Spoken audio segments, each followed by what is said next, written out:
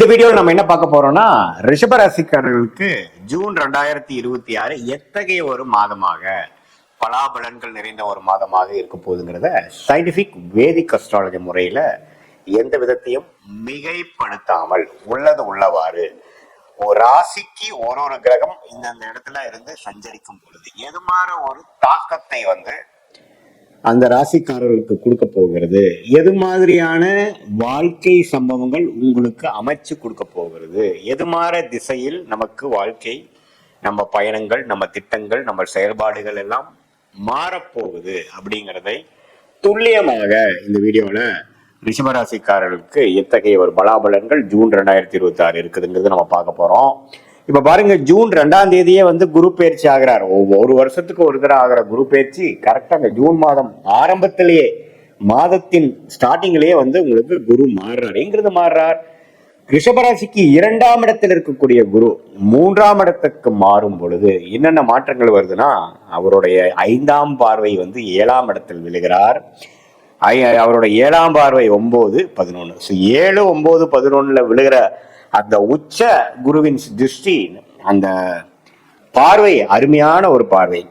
அதே மாதிரி இதுவரை 8ஆம் வீட்டுக்கே குரு கனெக்ட் பண்ணி நிறைய மன உளைச்சல், மன சஞ்சலங்களை கொடுத்து கொண்டிருந்த அந்த குருவின் பார்வை 8ஆம் இடத்துக்கு இருக்கக்கூடிய அமைப்பை இப்ப 3ஆம் இடத்துக்கு வரப்போ லைஃப் இன்னும் கொஞ்சம் ஈஸியா இருக்கும். ஒரு 1 இயரா நம்ம எந்த ஒரு செயல்பாடும் நம்மளால செய்ய முடியல, மாதிரியா ஒரு டிராப்குள்ள மாட்டின மாதிரி நான் ஃபீல் பண்றேன் அப்படிங்க இருக்கக்கூடிய ரிஷபராசிக்காரர்களுக்கு கொஞ்சம் சோசியல் லைஃப் இம்ப்ரூவ் ஆகிற மாதிரி, ஒரு பெட்டர்மெண்டான ஒரு அமைப்புக்குள்ள போகிற மாதிரி, ஒரு கஸ்டமர்ஸா இருக்கட்டும், கிளைண்ட்ஸா இருக்கட்டும், கொலீக்ஸா இருக்கட்டும், ஃப்ரெண்ட்ஸா இருக்கட்டும், வெளி உலகத்துல நம்ம அன்றாட வாழ்க்கையில மீட் பண்றவங்களோட விஷயத்துல அதிகமா நம்ம போக்கு போறோம். அதிகமா நம்ம சோசியல் லைஃப் இம்ப்ரூவ் ஆக போகுது.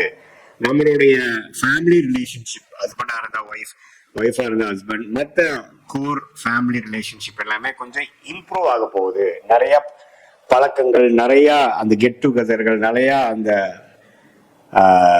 சந்தர்ப்பங்கள்லாம் உருவாக போகுது அப்படிங்கிற மாதிரி விஷயத்தை கொடுக்கக்கூடிய ஒரு அற்புதமான ஒரு பயிற்சியாக ஒரு பயிற்சி இருக்கு. நிறைய பேத்துக்கு பாத்தீங்கன்னா திருமணமே 2-3 வருஷமா நாங்க ட்ரை பண்ணிட்டு இருக்கோம், திருமணம் ஆகவில்லை, தடைகள் கொண்டிருக்கிறது, சுப விஷயங்கள் தடைகளாக இருக்குது அப்படின்னு சொல்லி கொண்டிருக்கிறவங்களுக்கு இது அற்புதமான ஒரு தருணமாக இருந்து குரு பலனை கொடுக்குது. 7ஆம் வீட்டை குரு பார்க்கிறார்.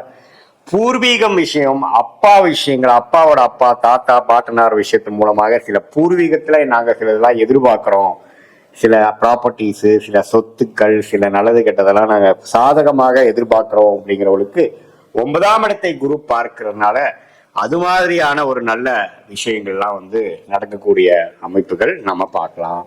11ஆம் இடங்கிற லாபஸ்தானத்தாரிய மீனம் அவரோட வீட்டையே குரு பார்க்கறதுனால சில நல்ல லாபங்கள், நல்ல மனசை குதூகலப்படுத்தக்கூடிய, பூர்த்தி செய்யக்கூடிய ஒரு நல்ல விஷயங்கள், சுப விஷயங்களா இருக்கட்டும், குழந்தை பேரு விஷயமா இருக்கட்டும், நடக்காத திருமணம் நம்ம எதிர்பார்க்கக்கூடிய ஒரு தருணங்கள்லாம் நடந்தேறதாக இருக்கட்டும், ரிலேஷன்ஷிப்ல இன்னும் கொஞ்சம் குதூகலம் அதிகமாகிற மாதிரி இருக்கட்டும், எல்லாமே பாசிட்டிவாக பண வரவு, பொருள் வரவு, வண்டி வாகன வரவு, வீடு, லேண்டு, அது மாதிரி விஷயங்கள் வாங்குறது, உறவுகள்ல ஒரு நல்ல ஒரு முன்னேற்றம் அப்படிங்கிற மாதிரி ஒரு அற்புதமான ஒரு நல்ல விஷயத்தை கொடுக்கக்கூடிய குரு பார்வை உண்டு. அதே சமயத்துல ராசி அதிபதி ஆகிய சுக்கிரனே பாருங்க, சுக்கிரனோட வீட்டிலேயே ராசிக்குள்ளேயே இருந்து அதுக்கப்புறம் 2ஆம் இடத்துல இருக்கிறார், அப்புறம் 3ஆம் இடத்துக்கு போறார். சுக்கிரனோட சஞ்சாரமும் அற்புதமாக இருக்கிறது. ராசி அதிபதியே எந்த விதத்திலும் செவ்வாயால் பாதிக்கப்படாமல், சனியால் பாதிக்கப்படாமல், புதன் குருவால் சேர்ந்து இருக்கக்கூடிய தருணங்கள் பல நாட்கள் இருக்கிறதுனால நல்லாவே மனசு சந்தோஷமாகவும், நல்ல ஒரு மாற்றங்கள் வாழ்க்கையில கடந்த ஒரு வருஷமாக சில விஷயத்தை எதிர்பார்த்து நடக்காமல் போய் கொண்டிருக்கக்கூடியவர்களுக்கு கொஞ்சம் நம்ம நினைச்சதெல்லாம் கொஞ்சம் நடக்குது. திடீர்னு சில பிரேக் த்ரூஸ் வருது. நம்ம எதிர்பார்க்கக்கூடிய ரெகக்னிஷன், எதிர்பார்க்கக்கூடிய மாற்றங்கள், எதிர்பார்க்கக்கூடிய பணவரவுகள், எதிர்பார்க்கக்கூடிய ப்ரமோஷன், இதெல்லாமே நமக்கு கிடைக்குதுங்கிற மாதிரி ஒரு நல்ல அமைப்பை கொடுக்கக்கூடியதாக இருக்கிறது. அதே மாதிரி சூரியனோட பயிற்சி, புதனோட பயிற்சி, சுக்கிர பயிற்சி, செவ்வாய் பயிற்சி, இது எல்லாமே ஒரு நல்ல ஒரு அமைப்புகளை கொடுக்குதுங்க.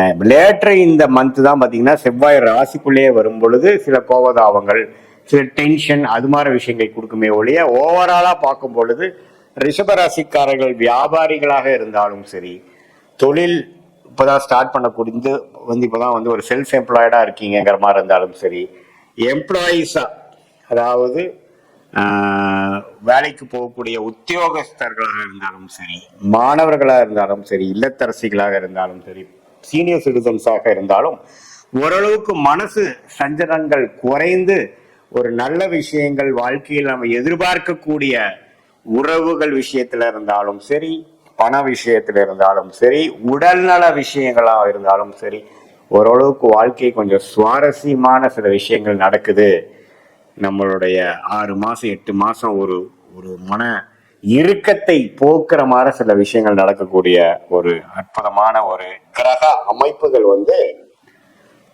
சனி 11ல இருக்க, ராகு 10ல இருக்க, 4 கேது இருக்க, இது மாதிரி இந்த புதன் சுக்கிரன் அது மாதிரி கிரகங்கள் நல்ல ஒரு அமைப்புல இருக்கிறதுனால அந்த குரு பயிற்சியும் பாத்தீங்கன்னா நல்ல தாக்கத்தை கொடுக்கறதுனால சில நல்ல வாழ்க்கை மாற்றங்களை நாம் எதிர்பார்க்கலாம் என்று நாம தெரிஞ்சு கொள்ளலாம்.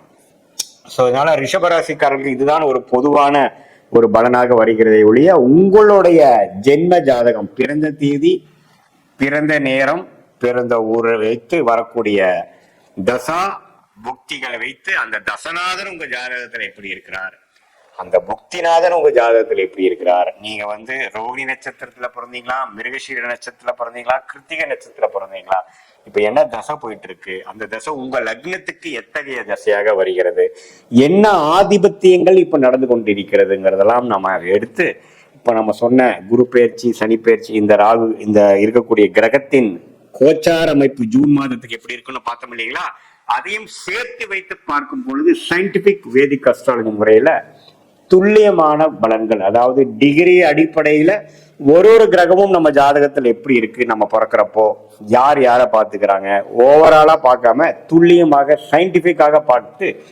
எதையும் மிகைப்படுத்தாமல் மூட நம்பிக்கை அது மாதிரி விஷயத்துக்குள்ள போகாமல் ஒரு கிரகமும் இருக்கும் பொழுது சயின்டிபிக்கா என்ன ரிசல்ட் கொடுக்கும், என்ன மாதிரி பலன்களை கொடுக்கும் அப்படிங்கிறத துல்லியமாக பார்த்து அதற்கேத்த ஷார்ட் டேர்ம் எப்படி இருக்கு, நமக்கு லாங் டேர்ம் எப்படி இருக்கு, எந்த மாதிரி விஷயங்கள் எது மாதிரி நேரத்தில் நடக்கும் பொழுது எது மாதிரி விஷயங்கள் நமக்கு நடக்கும், எந்த கிரகம் நமக்கு ஃபார்ச்சுனேட்டா மிகவும் யோகமாக இருக்கு, அந்த கிரகம் நமக்கு எத்தகைய ஒரு தொழில், எத்தகைய ஒரு துறையில் நமக்கு ஜெயிக்க கொடுப்பார் அப்படிங்கிற விஷயங்கள் எல்லாம் நம்ம பார்த்து அதுக்கு தகுந்த மாதிரி முடிவுகளை எடுத்து சயின்டிபிக் வேதிக் அஸ்ட்ராலஜி மூலமாக நல்ல பலன் அனுபவிக்க முடியும் என்று சொல்ல விரும்புகிறேன். மீண்டும் மற்றொரு காணொலியில் சந்திப்போம். நன்றி, வணக்கம்.